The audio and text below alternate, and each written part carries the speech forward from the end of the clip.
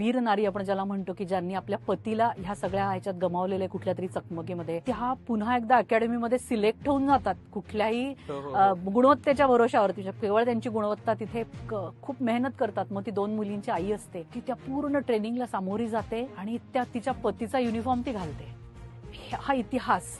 आणि आता तर म्हणजे केवळ ऑफिसरच्या पत्नीने युनिफॉर्म घालण्याचा इतिहासही थोडा मागे पडून जवानाची पत्नी ऑफिसर होते हा सुद्धा इतिहास भारतीय सैन्यामध्ये म्हणजे जागतिक पातळीवरती हा घडला गेलाय, घडलेला आहे. हे कुठून येणार सामर्थ्य? तर ह्या प्रकारचं वेदनेवर मात करणारं मन आणि पुढच्या आव्हानांसाठी तयार होणारं मन, आयुष्याला कुठल्याही परिस्थितीमध्ये सकारात्मकच दृष्टीने बघणारं मन, दुसऱ्यांचा विचार करणारं मन, हे कशाच्या जोरावरती घडू शकतं? तर फक्त छोट्या शिस्तीच्या भरोशावरती ते घडू शकतं. असा तो बॉम्ब आहे म्हणजे शिस्त, की दिसायला तो एक म्हणजे ग्रेनेड असतो आपल्या खिशामध्ये, तो एवढा असतो, आपण कॉम्बॅटच्या खिशात घेतो आणि पळतो. पण जेव्हा तो फेकतो तेव्हा काय होऊ शकतं, ह्याचं उदाहरण म्हणजे शिस्त आहे.